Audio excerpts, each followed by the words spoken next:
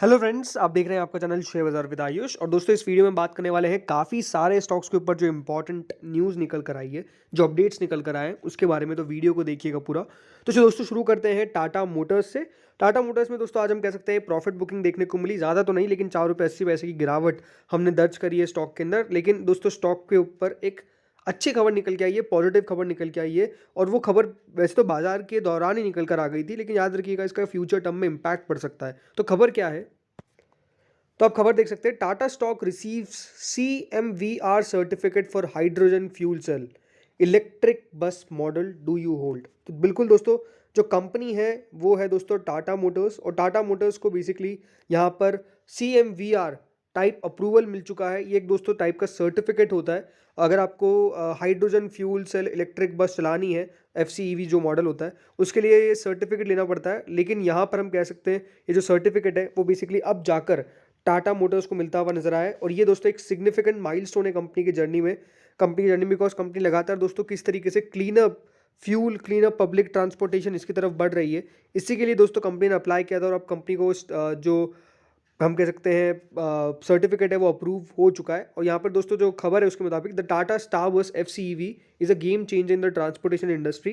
क्योंकि यहाँ पर हम कह सकते हैं power of clean hydrogen fuel cells, और ये जो बसेस है वो काफ़ी almost zero tell pipe emission करती है। और सिग्निफिकेंटली इन्होंने रिड्यूस किया है एयर पॉल्यूशन को, एंड कंट्रीब्यूट लगातार कर रही है टुवर्ड्स हेल्थ सिटीज़। तो यही है कि हाँ, इसके अंदर सरकार का भी फोकस है। और इसीलिए दोस्तों कंपनी ने अप्लाई किया था, बिकॉज जहाँ पे भी कंपनी को अपॉर्चुनिटी दिखती है वहाँ पे कंपनी ट्राई करती है कि हाँ किस तरीके से जाए। और ऐसी कुछ खबरें भी थी कि जो ये बसेस है उसको बनाने के लिए सरकार इंसेंटिवाइज भी कर सकती है और फॉरेन इन्वेस्टमेंट भी आ सकता है। तो नो डाउट एक इंटरेस्टिंग अपडेट है ये। लेकिन लेट्स सी होता क्या है आगे जाके। बट अभी तो दोस्तों बेसिकली कंपनी को ये CMVR टाइप अप्रूवल जो है वो मिल चुका है। अगली फ्रेंड्स खबर है लॉरस लैब के ऊपर। आज लॉरस लैब में हम कह सकते हैं कि स्टॉक में शुरुआत में ठीक ठाक मूव देखने को मिला, लेकिन हाँ ऑलमोस्ट गिरावट में ही था। लेकिन आप कह सकते हैं दिन के दौरान स्टॉक में सिर्फ यहाँ पर हम कह सकते हैं गिरावट देखने को मिली है। और स्टॉक काफ़ी तेज़ी से दोस्तों नीचे भी गया है। तो उसके नीचे आने के पीछे की वजह सामने आ चुकी है। ज़रूर गिरावट आपको एज सच बहुत देखने को नहीं मिलेगी, पर चार्ट पे अगर आप नजर डालेंगे तो आपको साफ साफ दिखेगा कि स्टॉक में जो प्रेशर है वो क्रिएट क्यों हुआ है। तो क्रिएट होने की वजह है वो है दोस्तों लॉरस लैब के एक आर्म को बेसिकली जो सब्सिडरी है लॉरस लैब की, लॉरस सिंथेसाइजेस प्राइवेट लिमिटेड, इसको US FDA की तरफ से 5 कुल मिलाकर हम कह सकते हैं ऑब्जर्वेशंस रिसीव हुए हैं। और ये ऑब्जर्वेशंस कब रिसीव होते हैं, जब डेफिनेटली कोई प्रॉब्लम पाई जाती है।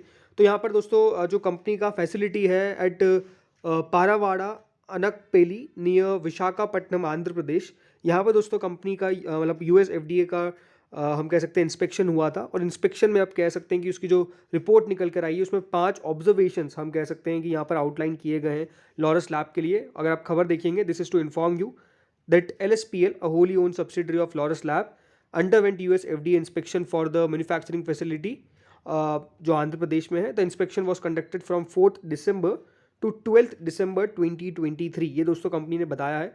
और भी अगर हम आगे देखें इस खबर को, तो लॉरस लैब को एक फॉर्म 483 यहाँ पर मिला है, जिसमें लिस्ट ऑफ ऑब्जर्वेशंस बताए गए हैं US FDA इंस्पेक्टर्स के द्वारा। जो भी यहाँ पर हम कह सकते हैं कि कंपनी को कंप्लीशन करना पड़ेगा, और जो कंपनी करेगी इस इंस्पेक्शन के बाद जो भी उसको सही करना पड़ेगा। बट नो डाउट हो सकता है कि दोस्तों कल स्टॉक में आपको इसके कारण प्रेशर भी देखने को मिले। तो लेट्स सी कल स्टॉक किस तरीके से ट्रेड करता है। अगला स्टॉक है फ्रेंड्स एक्सिस बैंक। आज एक्सिस बैंक में हम कह सकते हैं मूव अच्छा खासा देखने को मिला, ऑलमोस्ट 1.30% की तेजी आपने नोटिस करी। एंड स्टॉक दिन के दौरान हम कह सकते हैं सिर्फ मजबूत ही होता गया, और स्टॉक हम कह सकते हैं बिल्कुल ऑलमोस्ट अपने दिन के हाइस के करीबन ही जाकर बंद हुआ है। लेकिन एक इंपॉर्टेंट खबर निकल के आ चुकी है जिसका कल आपको स्टॉक पर रिएक्शन भी देखने को मिल सकता है। वो ये है फ्रेंड्स कि कल एक्सिस बैंक में आपको ब्लॉक डील देखने को मिलेगी करीबन $444 मिलियन की। जी हाँ, बेन कैपिटल यहाँ पर अपना स्टेक जो है वो बेसिकली कट कर सकता है, इस तरह की खबर निकल के आ रही है। तो बेन कैपिटल एक्सिस बैंक के अंदर दोस्तों नवंबर 2017 से लगातार अपना स्टेक कम करते जा रहा है। तो कल दोस्तों ब्लॉक डील के रूट के थ्रू यहाँ पर हम कह सकते हैं कि बेन कैपिटल अपना और स्टेक बेसिकली कम कर सकता है। So 6 years after making a big bang entry into Axis bank, जो private equity major Bain capital है, अब अपना और भी स्टेक यहाँ पर बेचते हुए नजर आएंगे। ऑलमोस्ट $444 मिलियन की वर्थ यहाँ पर लगाई जा रही है इसकी। बाकी करीबन कह सकते हैं बैंक के अंदर जो इन्वेस्टमेंट आया था वो ऑलमोस्ट 11,600 26 करोड़ का आया था जो कैपिटल रेस किया था via issue of equity and warrants.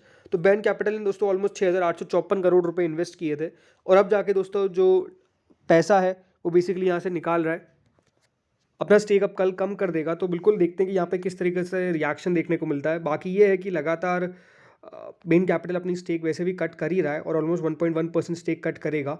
जो इसकी ऑफर प्राइस है वो रखी गई है 1,109 रुपये पर शेयर, जो ऑलमोस्ट 1.95% का डिस्काउंट दिखाता है। तो ऑलरेडी देखिए डिस्काउंट में इसकी ब्लॉक डील होगी, क्योंकि ब्लॉक डील हमेशा डिस्काउंट पर होती है। सो 1,109 रुपये याद रखिएगा उसका प्राइस है। तो कल इसका रिएक्शन जो है आपको एक्सिस बैंक में देखने को मिल सकता है, लेकिन सामने कौन बायर आते हैं ये देखना भी काफ़ी दिलचस्प होगा। अगला दोस्तों स्टॉक है मैनकाइंड फार्मा। आज मैनकाइंड फार्मा में 3.65% का आपको फॉल देखने को मिला, लेकिन फॉल का कारण था वो आपको मैंने कल ही बता दिया था, ब्लॉक डील बेसिकली आज मैनकाइंड फार्मा में हुई, जिसके कारण स्टॉक जो है वो नीचे गया है। ब्लॉक डील का असर पड़ा है, कोई बहुत बड़ी बात नहीं है। 3.65% स्टॉक फॉल किया है, तो उसका पीछे का रीज़न है क्योंकि ब्लॉक डील के तहत शेयर्स जब बेचे जाते हैं तो अगेन वो भी डिस्काउंट पे बेचे जाते हैं, तो इसके कारण दोस्तों गिरावट देखने को मिली। लेकिन अब बायर्स के नाम निकल कर आ चुके हैं सामने।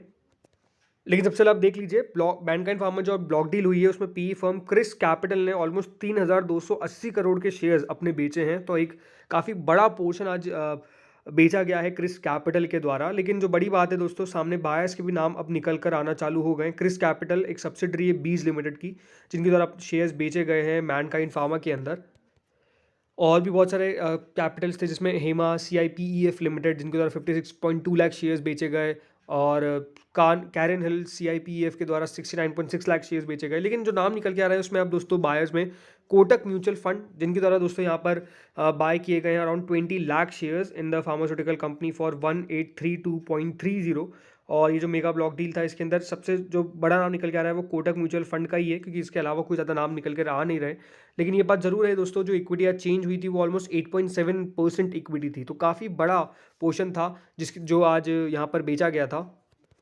लेकिन ये बात आप दोस्तों ध्यान रखिए, क्योंकि स्टॉक का फ्री फ्लोट पहले सिर्फ 10% का था, अब 10% से बढ़ के फ्री फ्लोट हो जाएगा। तो आप ज़रूर दोस्तों स्टॉक में जो आपको ट्रेडिंग है वो ज़्यादा देखने को मिलेगी, क्योंकि बाजार में ज़्यादा शेयर्स अवेलेबल है। पहले तो ज़्यादा शेयर्स अवेलेबल नहीं थे। याद रखिएगा एंकर इन्वेस्टर्स को एक समय के बाद ही लॉक इन पीरियड खत्म होने के बाद ही शेयर्स बेच पाते हैं, तो उसके बाद जाकर शेयर्स बिके हैं। लेकिन हाँ, अब ज़रूर है कि स्टॉक आपको नॉर्मल ट्रेड करता हुआ देखने को मिलेगा, बट नो डाउट हो सकता है कि दोस्तों यहाँ से और भी बढ़िया करे स्टॉक, या फिर हो सकता है कि थोड़ा बहुत फॉल भी देखने को मिले। But no doubt Mankind Pharma एक बहुत अच्छी कंपनी मुझे लगती है।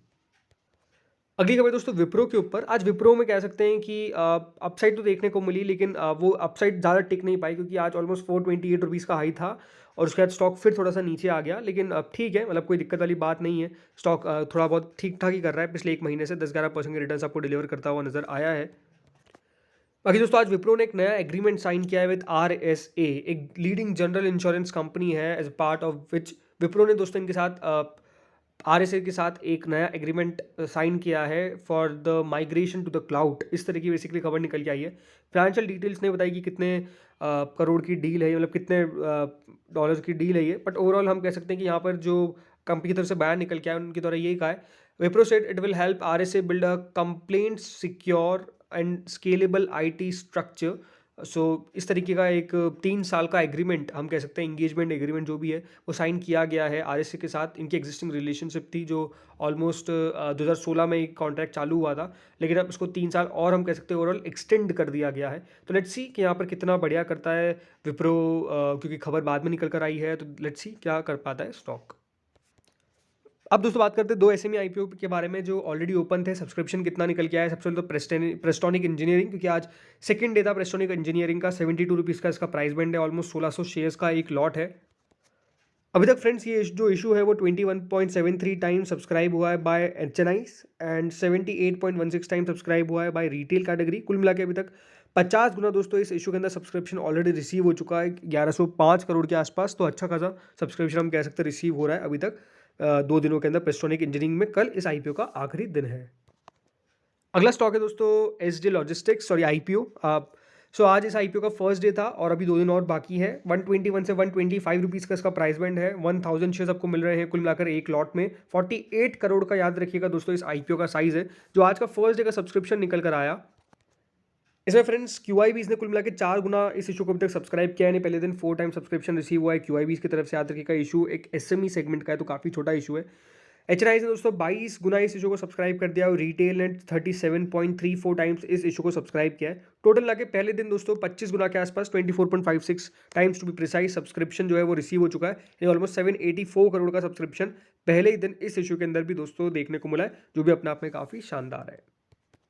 आखिरी स्टॉक पे बात करते हैं दोस्तों, जिस पे बोनस की डेट्स बोनस जो अनाउंस हुआ था उसकी फाइनल डेट भी निकल के आ चुकी है, रिकॉर्ड डेट भी अनाउंस कर दी जा चुकी है। नाम है दोस्तों कंपनी का एक्जेटा कॉटन, ऑलमोस्ट 782 करोड़ की मार्केट कैप की कंपनी है। ओवरऑल स्टॉक हम कह सकते हैं 83 रुपीज़ का इसका 52 वीक हाई है और 24 रुपये 75 पैसे का इसका 1 हफ्ते का लो है। और आप देख सकते हैं कि दोस्तों स्टॉक जो है वो कितना ज़्यादा अभी नीचे ट्रेड कर रहा है। भले ही 1 महीने में इतना बढ़िया मूव दिखा दिया है, लेकिन याद रखिएगा स्टॉक में पिछले 1 साल में आपको 21% का फॉल जो है वो देखने को मिला है। ये जो गिरावट है हो सकता है कि दोस्तों लगातार जो कंपनी बोनस और स्प्लिट देती आ रही है उसके कारण भी हो, लेकिन वापस से दोस्तों कंपनी ने बोनस का अनाउंसमेंट कर दिया है। जी हाँ, बिल्कुल आपने सही सुना है, एक्जेटा कॉटन लगातार बोनस स्प्लिट करती आ रही है अपने शेयर्स का। अब दोस्तों जो कंपनी ने डेट रखी है वो रखी है 25 दिसंबर 2023 जो है दोस्तों यहाँ पर date as the record date. तो रिकॉर्ड डेट से पहले पहले याद रखिएगा आपको शेयर लेने पड़ते हैं एक्स डेट से पहले पहले। बाकी 1:3 का दोस्तों बोनस है, यानी आपको हर एक हर 3 इक्विटी शेयर्स पे जो एग्जिस्टिंग आपके पास शेयर्स है उसके बदले एक आपको इक्विटी शेयर मिलने वाला है, जो नया शेयर है। तो याद रखिएगा हर 3 शेयर पे आपको कितने शेयर मिलेंगे, कुल मिलाकर 1। तो ये बात ध्यान रखना है। तो दोस्तों इस वीडियो में इतना ही था, होपफुली आपको वीडियो बढ़िया लगा होगा। अगर लगा तो लाइक कर देना, चैनल से पहली बार जुड़े सब्सक्राइब कर देना। Thank you friends for watching this.